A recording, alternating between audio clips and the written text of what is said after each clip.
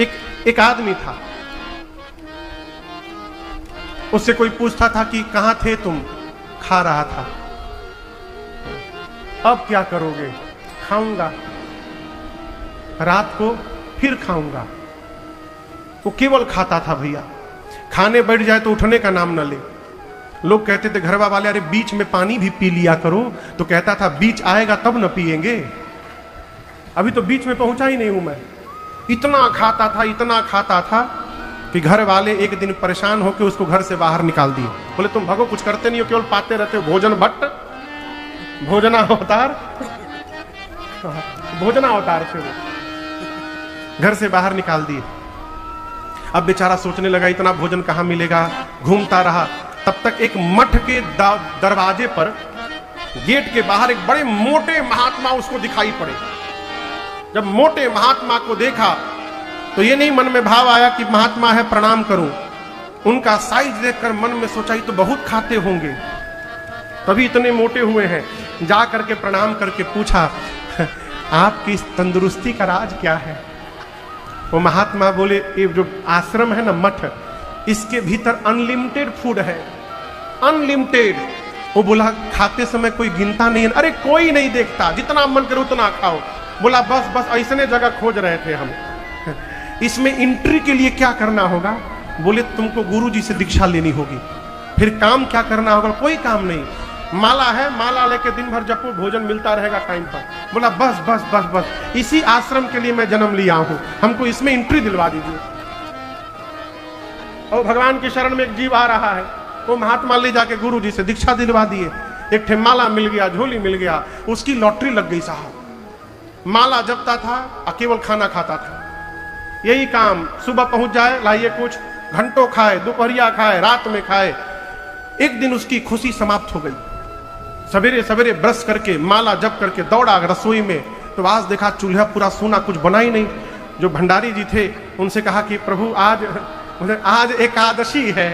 जी बोले आज उपवास है, आज कुछ बनेगा नहीं। बोला कब बनेगा? बोले कल द्वादशी को। वो बोला एकादशी रही गया तो द्वादशी तक बचूंगा नहीं मैं सही बताता हूं, मैं भोजन के लिए साधु बना हूं। तो भंडारी जी बोले हम कुछ नहीं कर सकते, गुरु जी के पास जाओ। गुरु जी के पास पांव पकड़ के रोने लगा, गुरु जी हम मर जाएंगे बिना खाए, हमको एकादशी के बंधन से मुक्त कर दीजिए गुरु जी। गुरु जी बोले अच्छा ठीक है, देखो तुम रो मत, यहां तो कुछ नहीं बनेगा, तुमको राशन दिलवा दे रहा हूं।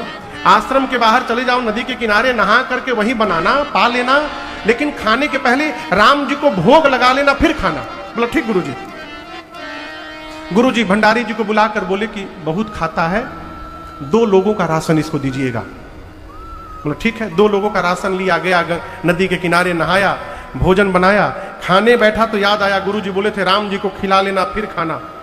अब आंख बंद करके बुलाने लगा, राम जी आके पाइए जल्दी, हमको भूख लगी है। अरे मेरे राम आइए, प्रभु राम आइए, मेरे भोजन का भोग लगाइए। मेरे राम आइए, प्रभु राम आइए, मेरे भोजन का भोग लगाइए। मेरे भोजन का भोग लगाइए। बोलता रहा, आधा घंटा ही बोलता रहा, राम जी आइए, भोग लगाइए, भूख लगी है, राम जी जल्दी आइए, बर्दाश्त नहीं हो रहा है, भूख लगी है, जल्दी आइए। आधी घंटा बीत गया, राम जी नहीं आए। तब गुस्सा आ गया, बोला आखिरी बार बोल रहा हूं, आओगे कि नहीं आओगे? इस भ्रम में बैठे हो कि आश्रम में मिल जाएगा, वहां ठन ठन गोपाल है, आज कुछ नहीं बना है। वहां से तो भाग के मैं यहां आया हूं, आना है तो आओ, नहीं तो मैं भोग लगा दूंगा। अब जैसे बोला तब तक उसके सामने प्रकट हो गए। कौन? सही में सीताराम जी प्रकट हो गए, साक्षात प्रभु मैया के साथ प्रकट हो गए। आप लोग कितने प्रसन्न हो गए ना, लेकिन वो प्रसन्न नहीं, उदास हो गया। मन में बोला बुलाया था राम जी को, सीता जी को लेके आ गए। 2 लोगों का खाना लाए हूं, यही 2 लोग आ गए तो हमको क्या बचेगा? राम जी से बोला हम तो आपको बुलाए थे केवल। राम जी बोले हम इनके साथ ही रहते हैं हमेशा। गुरु जी बोले नहीं थे इनके बारे में।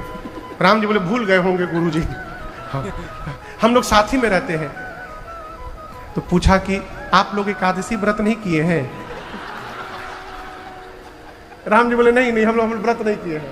हम लोग पाएंगे, ये दोनों लोग पाएंगे, हाँ दोनों लोग आए तो दोनों लोग पाएंगे, आइए। अब बेचारा चुपचाप बैठ के देखता रहा, टुकुर टुकुर, हमने लगे बची कि ना बची। भगवान मैया पाए, थोड़ा सा उसके लिए छोड़ दिए। बेचारा आधा पेट खाया, आया।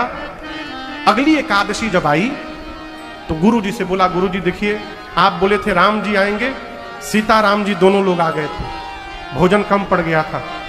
गुरु जी को लगा पेट नहीं भरा होगा इसका।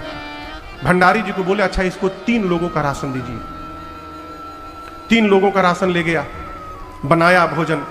अब भोजन बनाकर शुरू हुआ, मेरे राम आइए मैया साथ लाइए, मेरे भोजन का भोग लगाइए, मेरे राम आइए मैया साथ लाइए, मेरे भोजन का भोग लगाइए, मेरे भोजन का भोग लगाइए, मेरे भोजन का भोग लगाइए। जैसे बोला राम जी आइए, सीता मैया को साथ लाइए, भोग लगाइए, प्रकट हो गए सीता जी, राम जी, लक्ष्मण जी। 3 लोग प्रकट हो गए। 3 लोग को देखते आग बबूला हो गया। बोला ये कहां से आ गए? राम जी बोले ये भी साथ में रहते हैं। बोले पिछली बार तो नहीं आए थे ये। राम बोले तुम बहुत जल्दी बुलाए थे ना, तो छूट गए थे ये।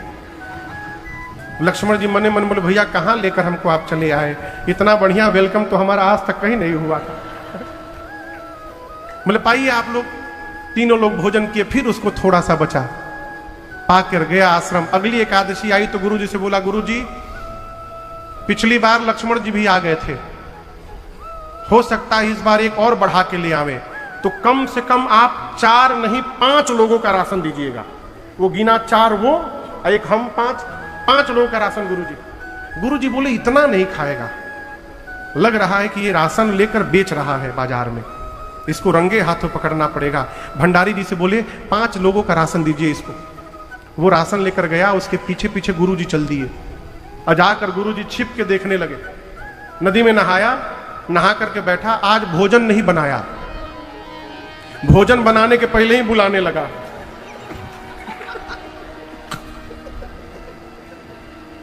देखे कितना लोग आवत है यार। पहले शुरू हुआ,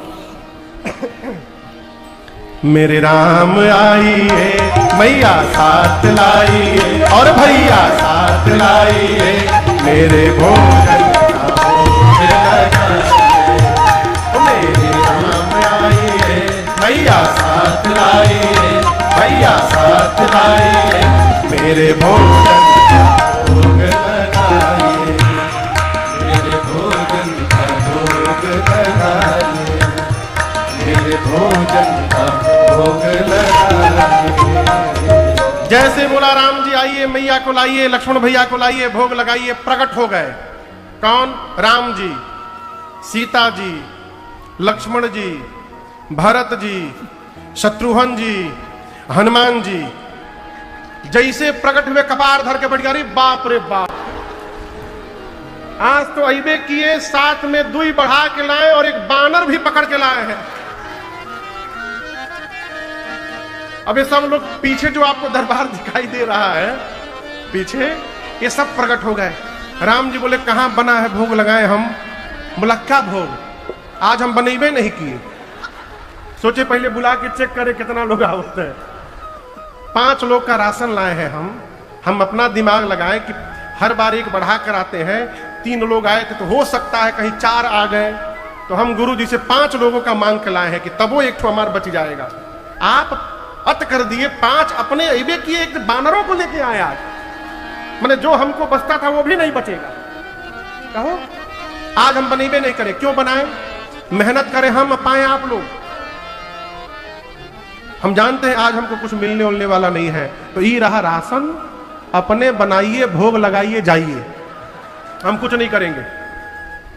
हनुमान जी महाराज, भरत जी, लक्ष्मण जी, शत्रुघ्न जी सब भीतर भीतर मुस्कुरा रहे हैं।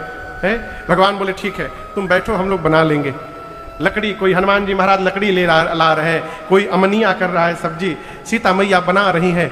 गुरु जी को ये सब कुछ नहीं दिखाई दे रहा है। गुरु जी को केवल चेला दिख रहा है कि चुपचाप बैठा है। गुरु जी परेशान बना क्यों नहीं रहा है? गुरु जी जाकर बोले बाबू 5 लोगों का राशन लाए हो, बना क्यों नहीं रहे हो? चेला बोला आपको 5 लोगों का राशन दिखाई दे रहा है, और यहां बारात आकर के बैठी है वो आपको नहीं दिखाई दे रहा है। गुरुजी बोले हमको तो कोई नहीं दिखाई दे रहा है। अभी और टेंशन में गुरुजी विश्वास नहीं कर रहे कि कोई आया है। जाकर राम जी से बोला, राम जी एक तो मैं आज भूखों मरने वाला हूं, ऊपर से गुरुजी को आप दिखाई नहीं दे रहे हैं। राम जी बोले हम केवल तुमको दिखाई देंगे, तुम्हारे गुरुजी को दिखाई नहीं देंगे। उसने कहा राम जी मैं तो पढ़ा लिखा भी नहीं हूं, गुरुजी मेरे बड़े ज्ञानी हैं, उसके बाद भी आप हमको दिखाई दे रहे हैं, मेरे गुरुजी को नहीं दिखाई दे रहे हैं। राम जी बोले सत्य कहा तुमने, तुम पढ़े लिखे नहीं हो, तुम्हारे गुरुजी बहुत विद्वान हैं, लेकिन एक बात कहूं, जितने सहज तुम हो उतने सहज तुम्हारे गुरुजी नहीं है, इसीलिए मैं केवल तुमको दिखाई दे रहा हूं, तुम्हारे गुरुजी को नहीं दिखाई दूंगा मैं। चेला भगवान का पांव पकड़ लिया, कहा प्रभु जिस प्रकार आपने इस अनपढ़ का उद्धार किया है, मैं आपसे भीख मांग रहा हूं, एक बार मेरे गुरुजी को दिखाई दे दीजिएगा ना, तो मेरे गुरुजी का भी उद्धार हो जाएगा। चेले के कहने के बाद भगवान ने गुरुजी को भी दर्शन प्राप्त कराया और गुरुजी धन्य धन्य हो गए। ये कथा कहती है कि भगवान